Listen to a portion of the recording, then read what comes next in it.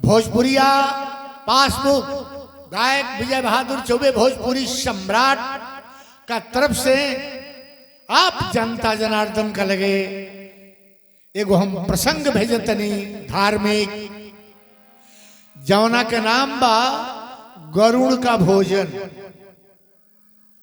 रौरा सुनले होखे गजग्राह के लड़ाई, लोग इतने कही देला ओकर नाम गजग्राह लड़ाई रख देला, लेकिन हमें प्रसंग के नाम रखले बानी गरुड़ का भोजन। का है का कारण बा? जौना ब्रह्मांड के भगवान विष्णु ढोवतनी पालन करता है। ब्रह्मा जी सृष्टि, विष्णु भगवान पालन करता, शंकर भगवान संहारक। तो इतना भारी पृथ्वी के ब्रह्मांड के जो भार ढोवता वो कितना भारी बा, और वो करा के जो ढोवता भगत जी ओकर भोजन कैसन होई?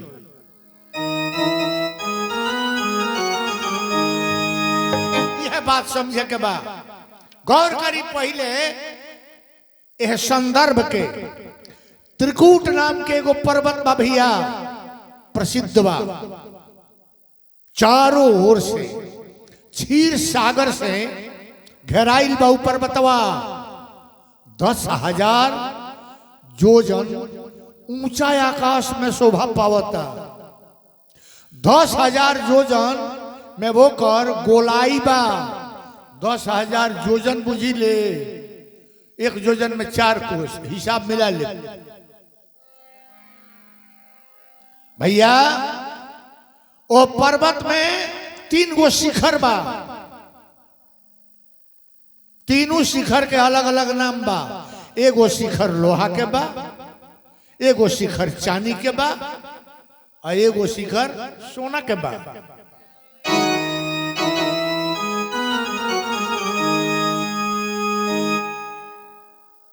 ओकरा एक भाग में भगवान वरुण के स्त्री लोग के क्रीड़ा स्थल बा, उद्यान बा, जकर नाम बा ऋतुमान। वही पर्वतवा में ओमे एगो विशाल सोना के कमल का फूल से सुशोभित एगो सरोवर बा। बड़ी गहीर बात बाई यह प्रसंग में।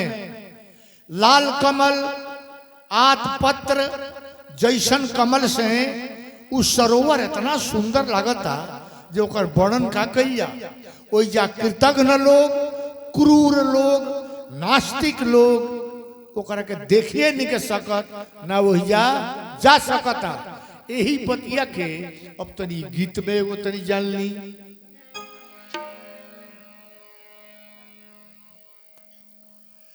त्रिकूट पर्वतराज सब पर्वत के सरताज, यही में बाटे गरुड़ के कहानी। त्रिकूट पर्वतराज सब पर्वत के सरताज, यही में बाटे गरुड़ के कहानी। जय हो।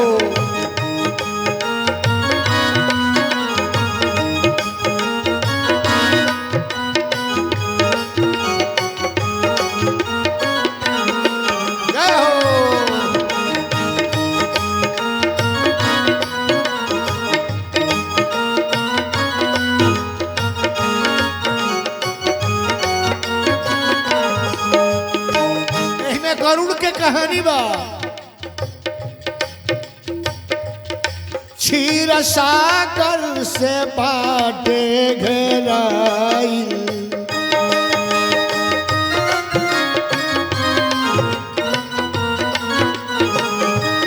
जो जन 10,000 में छितराई।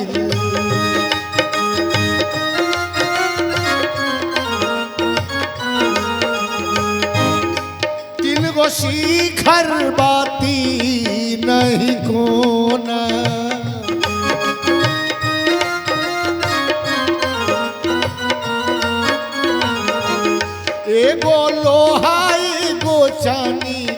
गो सोना।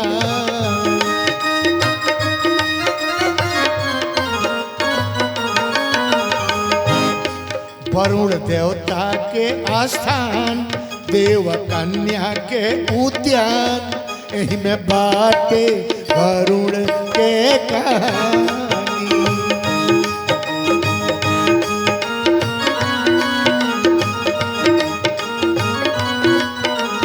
जय हो।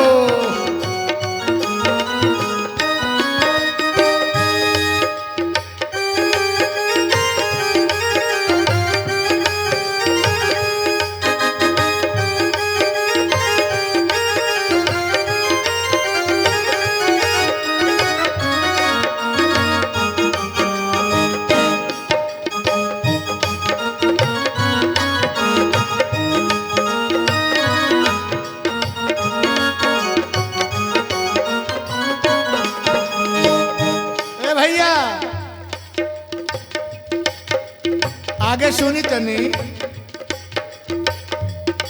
वही जब बाटी एक सुंदर सरोवर,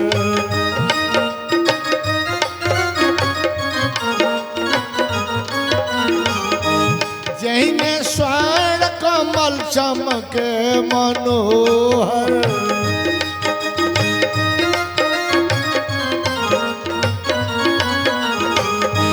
श्वेत लाल कमल शोभा बढ़ावे,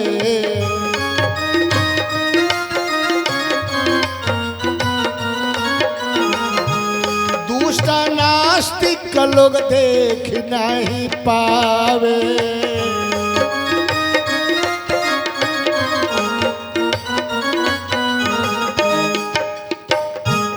वही में बाटे मगरमच्छ मामी, वही में बाटे मगरमच्छ कामी भोजन बा अभक्ष, यही में बाटे वरुण के कहानी।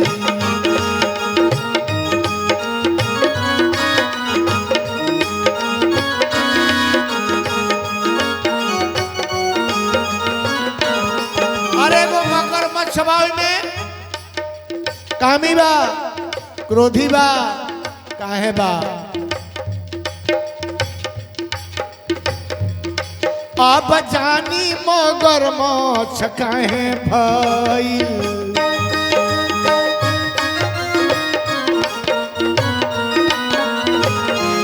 पहिले रहे काहे ओहिजा काहे गोइल।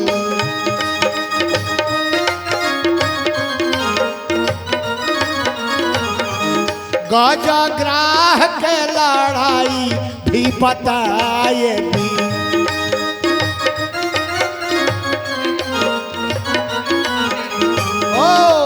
इतिहास गजग्राहों के सुनाए भी।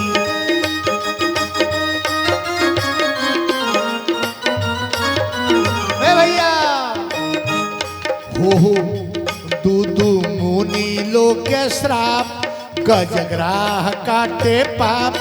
दूदू मुनि लोग के श्राप, गजग्राह काटे पाप।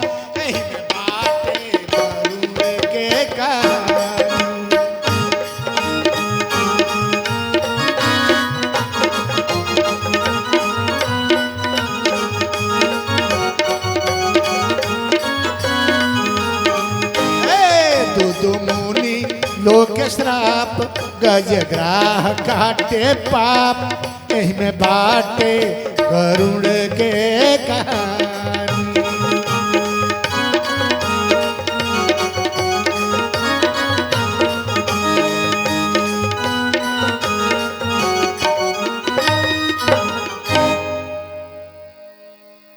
दूदू गो मुनि लोग के श्राप बा, गजग्राह दोनों पर अइलो पाप काटता।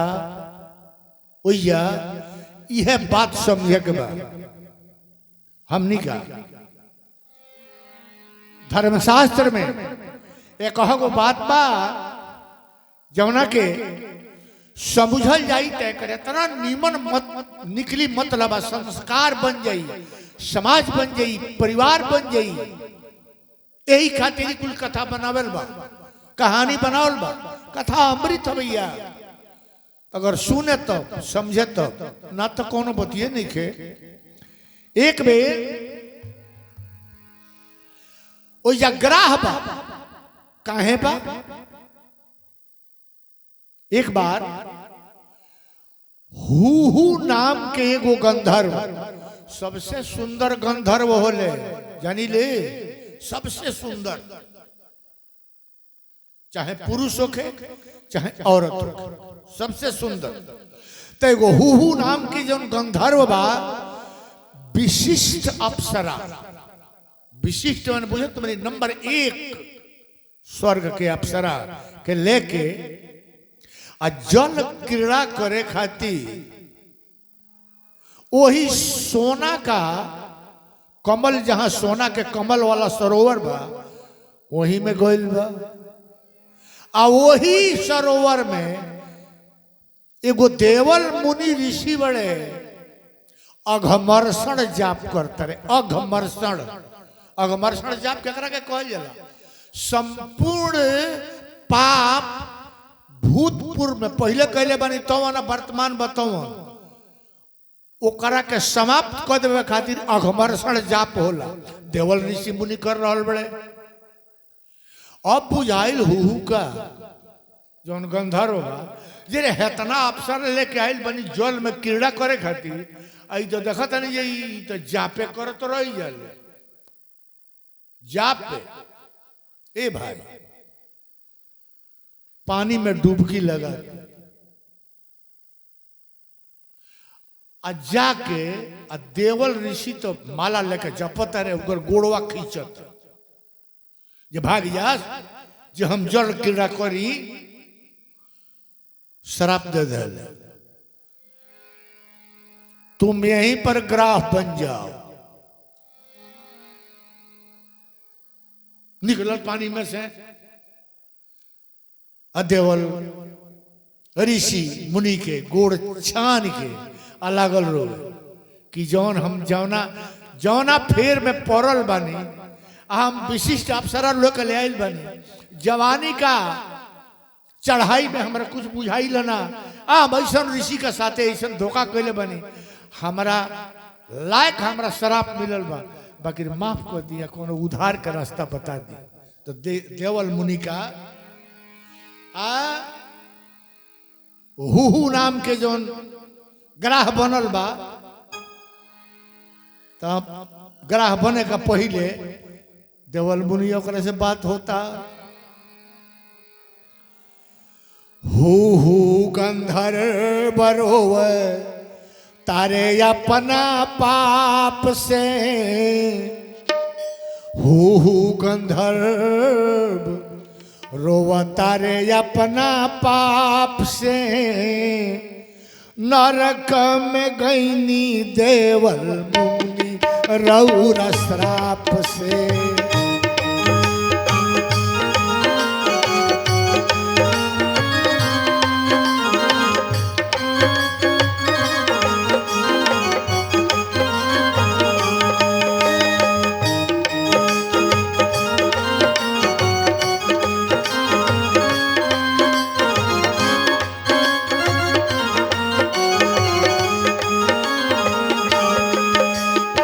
रौआ के भटका दिहनी हम, रौरा के भटका दिहनी हम, अघमर्षण जाप से।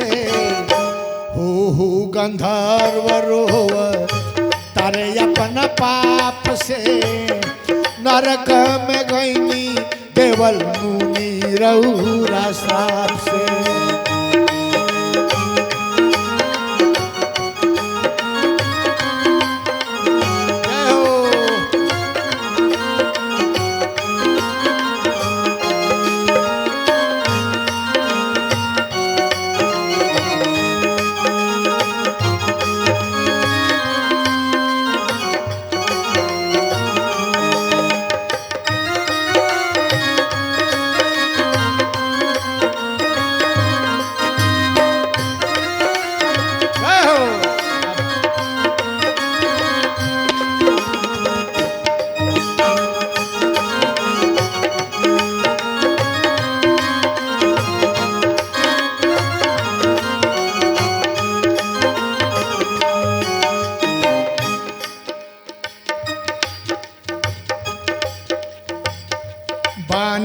पकड़ ले चरण हो,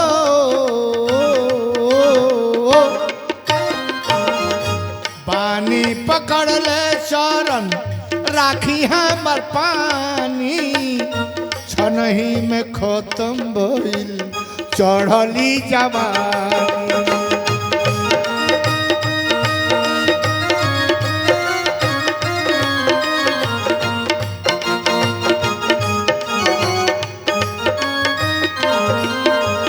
कहता रे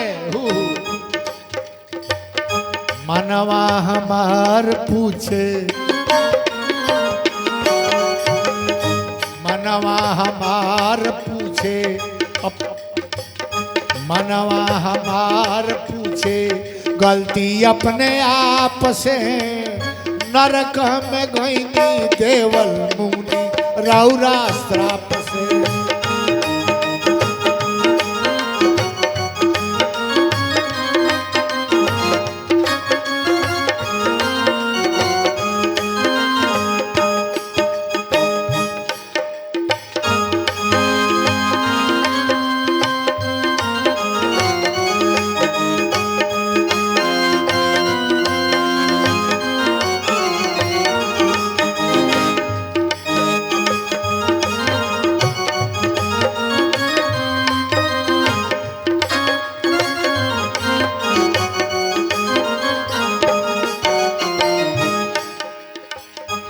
देवल मुनि जी कहता नहीं तारा के भारी शराप नहीं दे,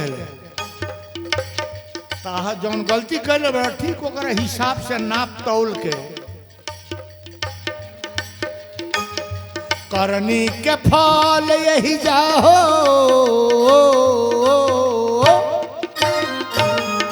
करनी के फल यही जा सब कोई पावेला, केहू केहू जवानी में अपना के बचावेला।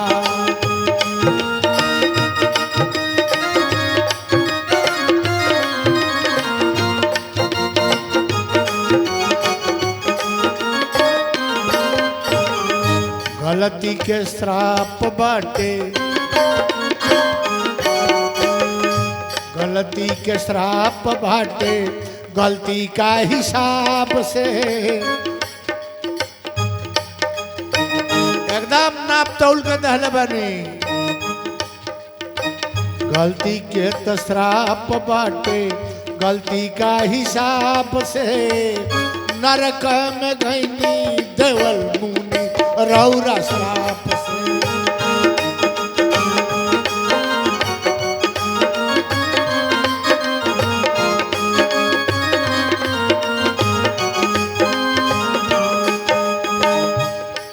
इज्जत हाल हो गई हूहू के जौन गीत ले रहे सैया ले गई जिया, मेहरारू का चक्कर में पड़ के विशिष्ट अप्सरा का देवल ऋषि ऐसन तपस्वी के धोखा कैले तब अनुग्रह भइले। कहता देवल मुनि माफ करतानी मन में सोचिया विचारी, गजगार युद्ध हुई 1000 वर्ष भारी।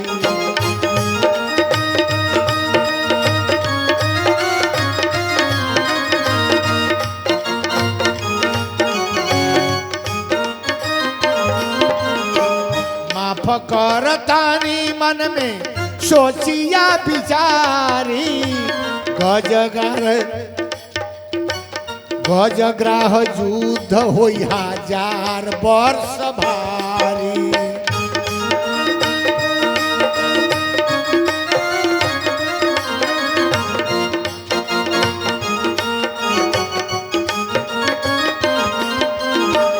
हरि जी उद्धार करी है, हरि जी उद्धार करी है तहरा ये संताप से। हरि जी उद्धार करी है तहरा ये संताप से। नरक में गईनी मुनि देवल रौरा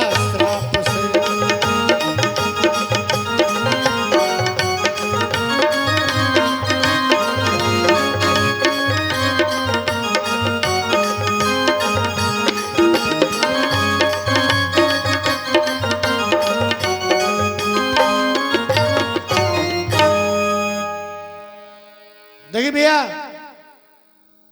ई तो हो गई ग्राह, वो जग गज भी उतरे तो देवल ऋषि के श्राप हो गए, तो वो ग्राह हो गई ले हुहू नाम के गंधर्व।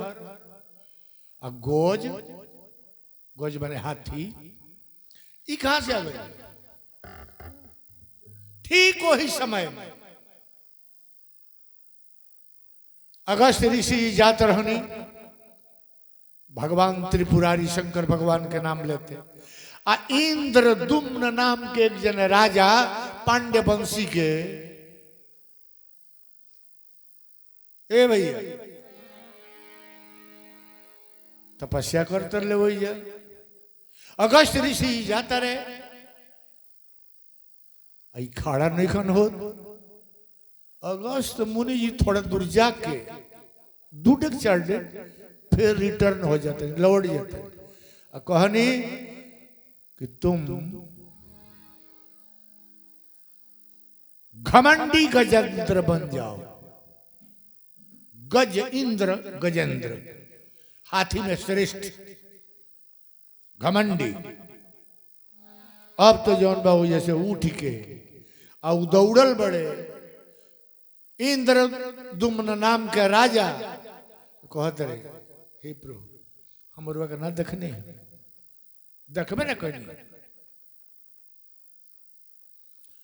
अगस्त ऋषि जी कहनी जे बबुआ आप तो शराप दिया गल, वृथा न जाए देव ऋषि वाणी। अब यही में लेकिन परंतु नहीं के, हाँ तू चरण धके जौन बात हो ना निहोरा करते रहो, तो तारा उद्धार के उपाय बता देते।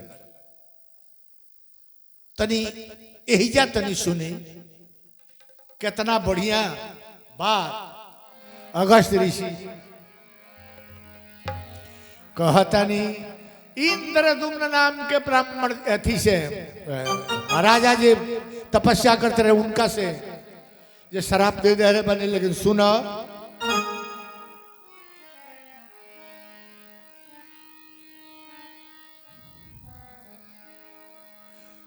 प्रभु के लिखनी बाटे महान, केहू न मिटाई ज्ञानी सुजान। प्रभु जी लीलाधारी सबके हितकारी। प्रभु लीलाधारी सबके हितकारी।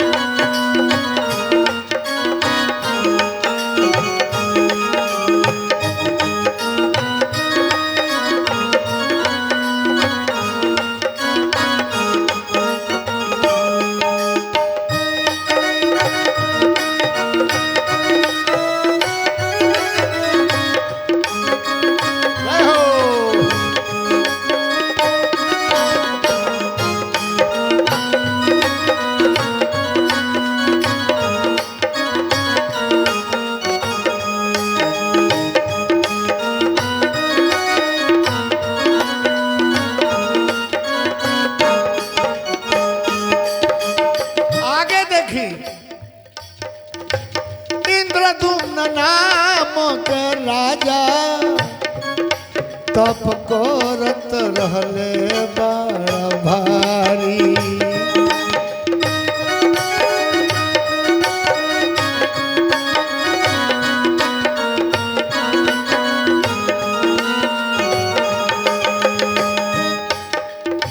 मुनिया अगस्त वही रास्ता जात रहनी जपत त्रिपुरारी।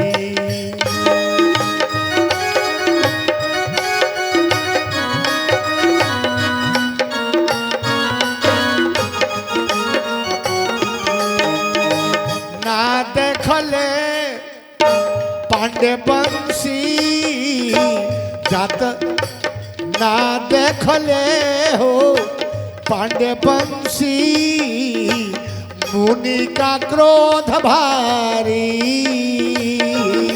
सबके हित का।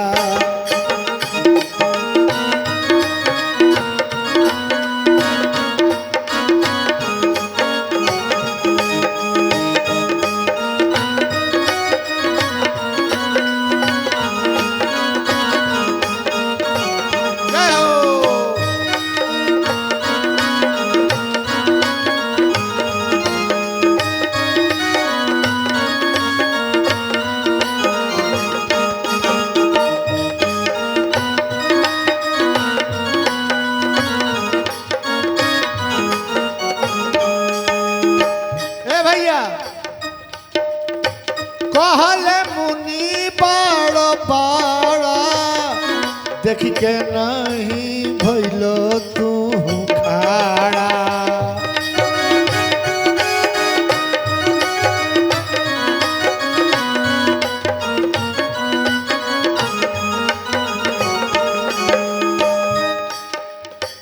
हो जाऊ दंड एक हाथी अहंकार से भरल बातार घाड़ा।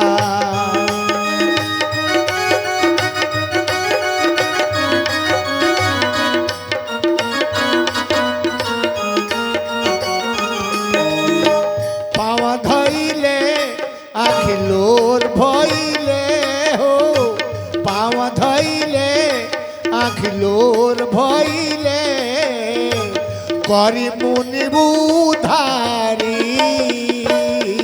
सबके हितकारी।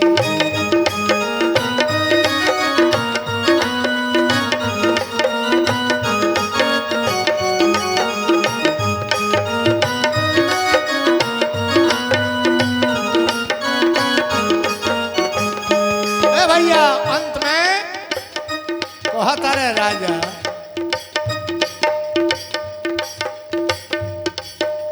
हमना देखनी राउर आमन हमार मन बटे मुनि पावन।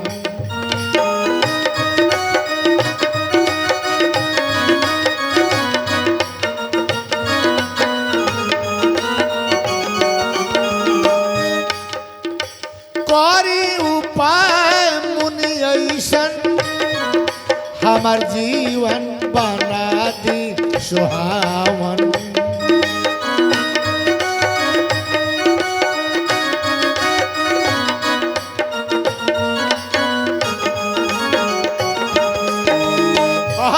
अगस्त ऋषि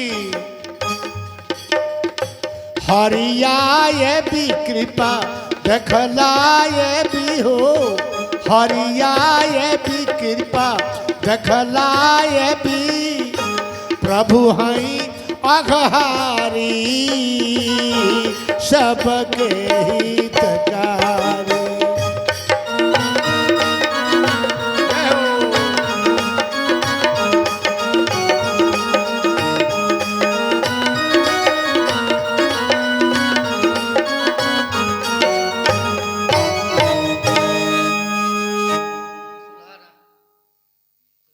देखिए भैया अब भैया गजेंद्र एक दिन अपना ग्रुप में हथनी के अरे ये गजेंद्र भइल बा सब हाथिन के जंगल के राजा तो हथनी लो पीछे पीछे बा वही सरोवर में ई जाता लो पानी पिए वहीं में बैठल बकरा देखल जी तो नकदे भेटा गईले आत पात्र जौन बा एगो पतई होला वही में जौन बा ये लोग प्रवेश करता पकड़ लेला सूंड से आ खींच के लेके चल गए सरोवर। भैया 1000 बरिस ब्रह्मा जी के 1000 बरिस युद्ध गजग्रह का होते रहे लेकिन ग्रह कमजोर पड़े लगल आ ग्रह उनका ग्रसित माने अंतिम चरण में ले आई रहे एगो कमल के फूल उजर तूर के सूंड में ध के जब थक गई गोज तो भगवान विष्णु के प्रार्थना कर रहा बड़े हे प्रभु आई अब गुजारा बा नागरा हमरा के खत्म कर दी।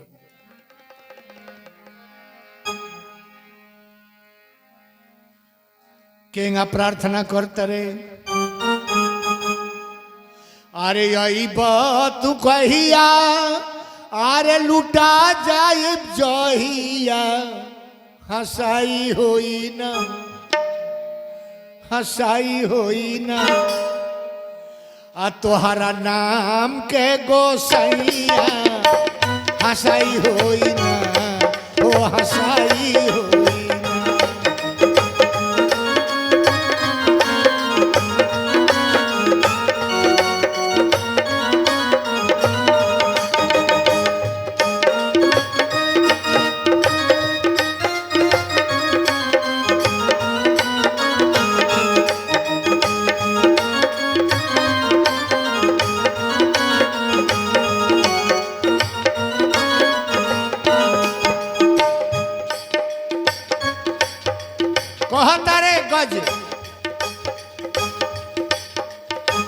कबो श्री राम बन के रावण के मारे लो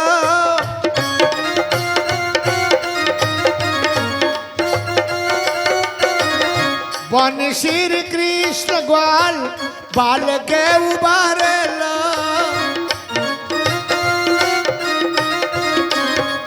ओ बाल के उबारे लो। बचपन में ध्रुव जी के बचपन में ध्रुव जी के दर्शन दिया भैया हंसाई होई तहरा नाम के कन्हैया हंसाई होई ना ओ हंसाई होई।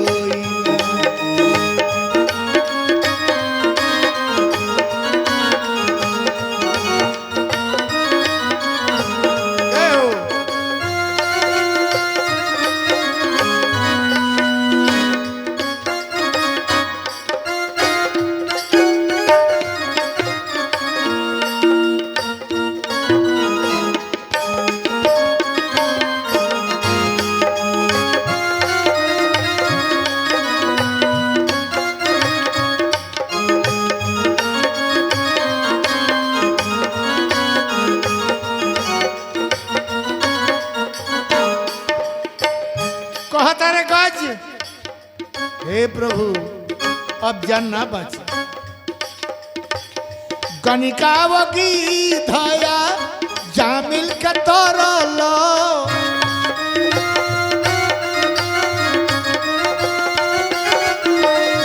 कंस के सारी औरी कंस के मारी औरी कंस के मारी औरी बाली के छरल हो बाली के छरल राजा बलि के 52 अंगुल के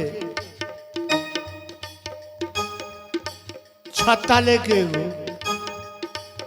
अक्षरनी भगवान ऊ कहता रे गज राजा हरिश्चंद्र जी के राजा हरिश्चंद्र जी के पुत्र बचबैया हंसाई होई तहरा नाम के कन्हैया हंसाई होई ना हो हंसाई होई।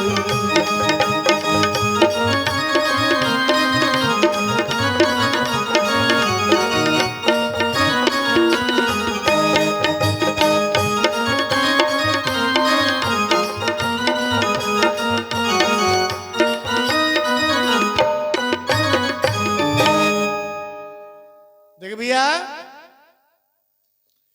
जब प्रार्थना कैले भगवान विष्णु गरुड़ पर सवार होके आ कहनी कि भक्त पुकारता आरत होके ओकर प्राण खतरा में बा गरुड़ जी चले के पड़ी। पहुंचनी भगवान देखनी कि युद्ध हो रहा बा तो सैकड़न बरिस से ब्रह्मा जी के बरिस नो चल रहा बा। दोनों थाक के लदपत बाड़े बाकी गज के हालत पंचर हो एकदम। भगवान आईनी विष्णु और सबसे पहले ग्रह के मर गोजो तो फाइनल रहले तो उनको प्राण खींच के अपना में समाहित कल है नहीं। वही समय में गरुड़ जी कहले हे प्रभु कितना टाइम तो रहुआ ईजा बितौनी आए में कितना टाइम लगल तो नहीं हमरा कुछ भूख लगल बा भोजन चाहिए। तो कहनी भगवान विष्णु जी भोजन चाहिए तो ग्राह या गोज पूरा मालबा चलिया। जब गईले ग्राह होइया ग्राह का लगे या गज का लगे गरुड़ जी तो देखो तारे जी गज आ ग्राह से विशाल एगो गिद्ध वही जा बैठल बा अपना चक्कर में बा। ओकर नाम बा भ्रूभंग। वो गिद्ध का नाम बा भ्रूभंग। गरुड़ जी जाके ओकरो के मरने भ्रूभंग के ये तू अपना माल का फिर पड़ बड़ा माल हमार हो आ तू चक्कर में पड़ बड़ो तो भ्रूम के मार के अब बा वही वहां का तनी जगह साफ ना बुझाए। ध्यान से बुझे के भाई गरुड़ का कितना बोल बा। यही से एक प्रसंग का नाम रखल बा गरुड़ का भोजन। एगो टंगरी में गज ग्राह दोनों जने के आ गज ग्राह का बराबर नु अकेले उ गिधवा रहे तो एक टंगरी में अपना जौन गरुड़ लोग के टंगरी में ना होला का कहल जा करे पंजा।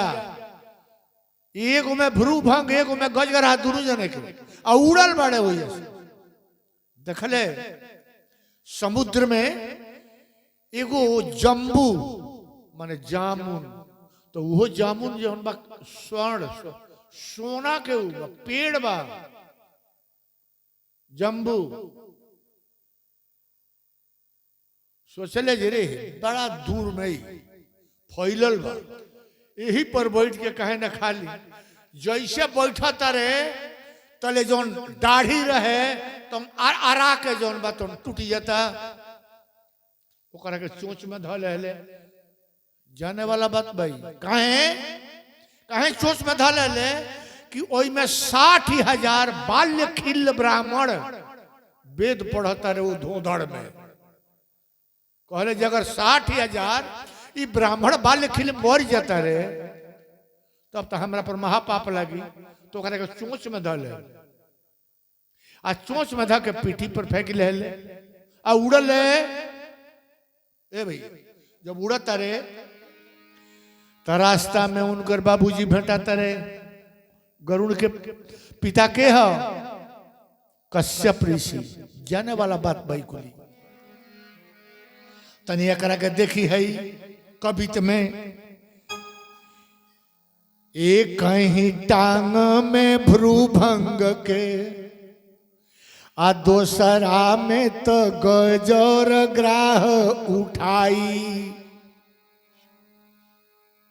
आ खोजे लगले सुध स्थान के भगत जी आ खोजे लगले सुध स्थान के गरुड़ बिचारे कहाँ हम खाई इतने में क्षीर समुंदर में जम्बुनाद सुवर्ण के पेड़ भेटाई आ योजन हजारों में फैलल बाटे उतने में तो बाटे लंबाई चौड़ाई। ए भैया जैसे बैठे वो पर गौरुड़ पक्षी, दाढ़ टूटल मन में चिंता समाई। 60,000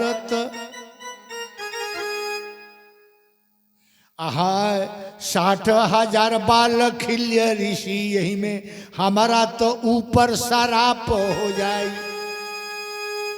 चोचा में धई पक्षी राज उड़े, रास्ता में पिताजी तक कश्यप भेटाई। जय हे पिताजी, जय हे पिता, एगो जगह बताई, कहवा हम जाके ई भोजन पाई। कश्यप ऋषि जी कहतनी, लंका एक नगरी बा शुद्ध विशुद्ध, आ जो जन 100 में बाटे छितराई। अब पिता के बात सुनी गरुड़ेश्वर, आ क्षण भर में पहुंचे लंका मध्य जाई। क्षण भर में पहुंचले लंका का मध्य में भैया। देखी वही जब बैठ गए, आराम से भोजन कैले। आ जौन सोना के विशाल डाढ़ पहाड़ ऐसे बुझी, जौन टूटा रहे जब बाल खिल लोग रहे, ओकरा के वही जा राख दहले। भैया नतीजा का भइल,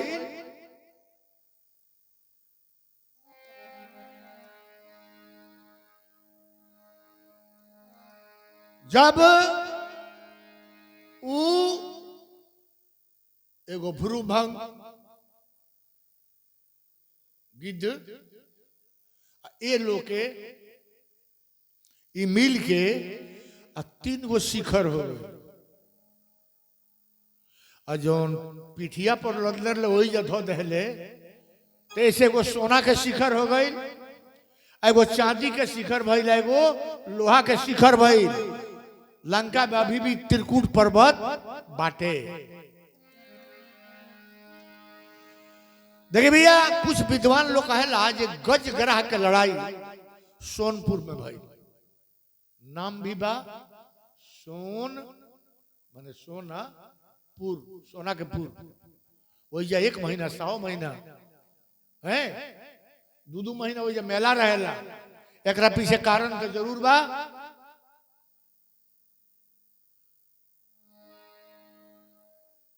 माने ऐसन माने बुझाता ये शायद सतयुग में यही जा वो स्थान होखे सोनपुर में ही। जब हनुमान जी लंका जरा दहने, जब लंका जोर लागल,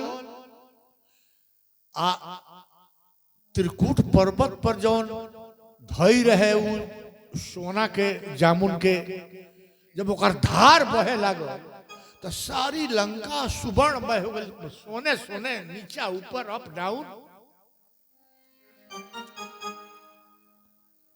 हनुमान जी के बुझा गई कि जौन सोना पानी होके आ नदी का धारा ऐसन बहता,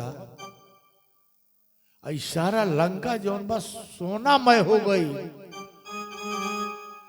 तो सीता जी बाँचल हुई हैं, सीतो जी खत्म हो गई। शंका ई बता रहल बा आनंद रामायण भैया, ध्यान से सुने, बड़ी निक बात बा। मां जानकी के मरल तय बा। हनुमान जी सोचता नहीं जो हमारे से तो बड़ा गलती हो गई, जब ना काम खातिर रही नहीं, वो काम तो हो गई, बाकी ये काम का उल्टा परिणाम हो गया। सीता जी खत्म। तो सीता जी मर गई है, भक्ति है ही। भगवान राम विष्णु के अवतार है, तो सीता जी ना रहे तो राम जी ना रहे, और जब राम जी ना रहे तो भरत शत्रुघ्न लक्ष्मण ये लो मर जाई। जब ये लोग मर जाई, लोग माई लो मर जाई।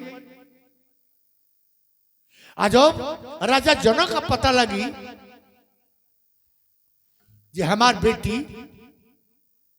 मर गई, जर गई लंका में, तो ना जनक जी हैं और ना उनकर पत्नी सुनैना जी हैं। यह सोच में हनुमान जी कहने कि जब ये सब लोग मरिए जाई तो हम रह के का करे। तो हनुमान जी एगो अपना पोछी के गर्दन में फांसी ना लगावल जाला, फांसी लगाओ तनी जे चला हम फाइनल हो जाए।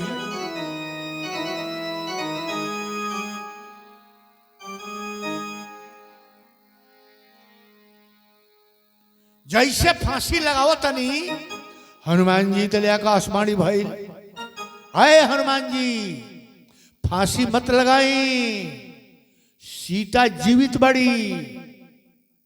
ये आकाशवाणी भइल, आकाशवाणी का तुरंत बाद वही जब ब्रह्मा जी उपस्थित हो गए नी, एगो पत्र देनी कि रउरा जाए तो ही राम जी के दे दे। तो जौन हनुमान जी का चिंता भई रहे फांसी लगाओ तरनी जे हम मर जाई, अति खुशहाली भई। तनी एक गीतिया में देखी केगा एक कहानी के अंतिम गीत चलता का, लंका जरा हम दीहनी, अरे लंका जरा हम दीहनी, अरे ना कोई तनी को विचार, अरे लंका जरा हम दीहनी।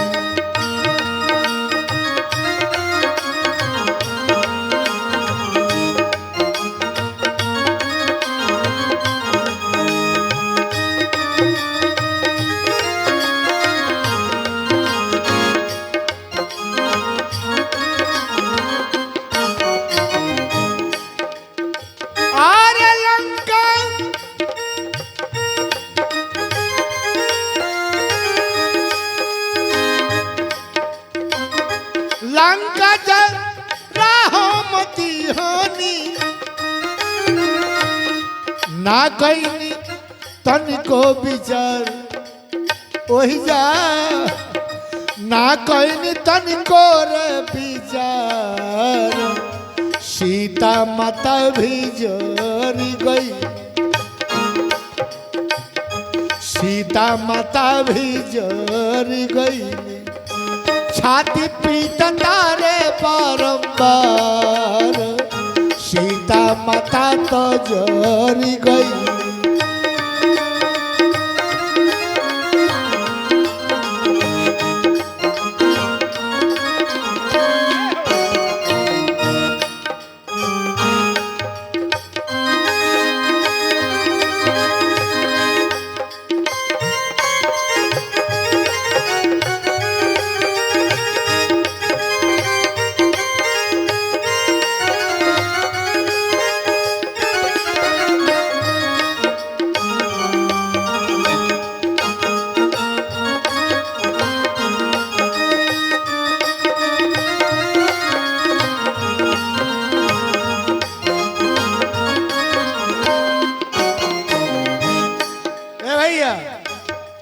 हमारा गलती से जरी गईली हमरो सीता मैया, अपन मुँह कैसे देखलाए पूछिए जब रघुरैया।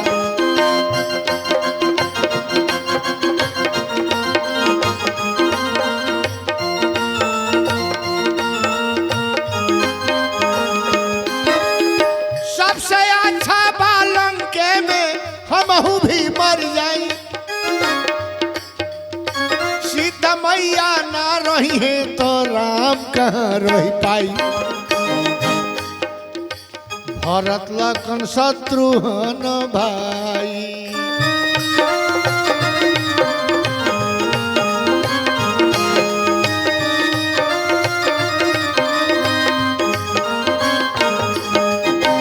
भरत लखन शत्रुघ्न भाई, मर जाई है सारा परिवार, लंका जरा मोदी हनी।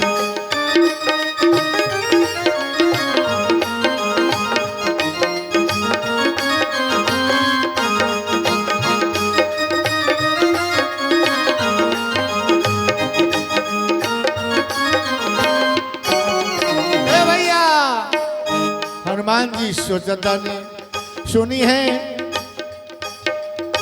है सुग्रीव अंगद जनी है रूमायौरी तारा। राम बिना सब प्राण गवई है योधा बंदर सारा।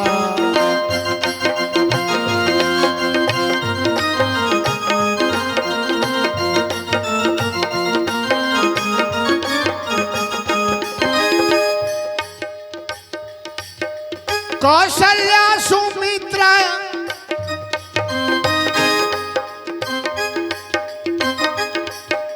कौशल्या सुमित्रा के कई केहू न रह पाई। जनक सुता का बिना जनक के प्राण पखेरु जाई। सारा अयोध्या हो जाई।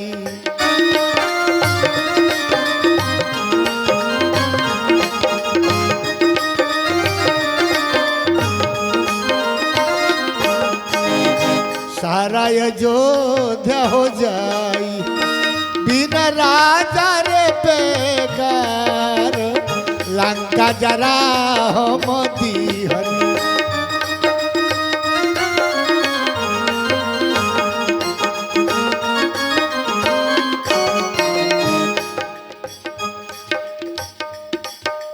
यह सोचत में ब्रह्मा जी की भैया यह सोचत में ब्रह्मा जी के आइल मधुरी बानी। ऐ हनुमत जी प्राण न त्यागो बाड़ी सीता रानी।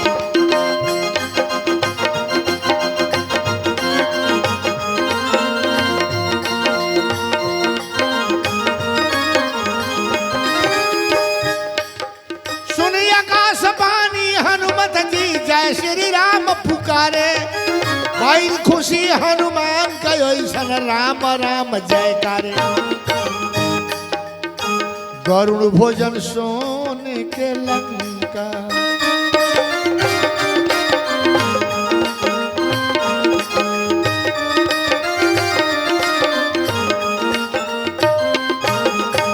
गरुड़ भोजन सोने के लंका।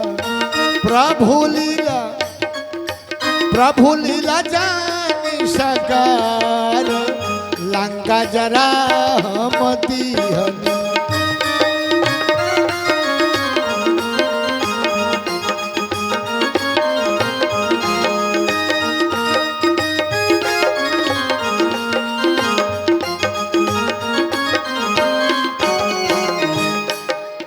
अरे लंका जरा मोदी हनी। लंका जरा हो मोदी हनी। ना कहनी तनिको रे विचार भगत जी ना कहनी तनिको विचार। सीता माता सीता माता भी जोरी गई। छाती पीता तारे बारंबार।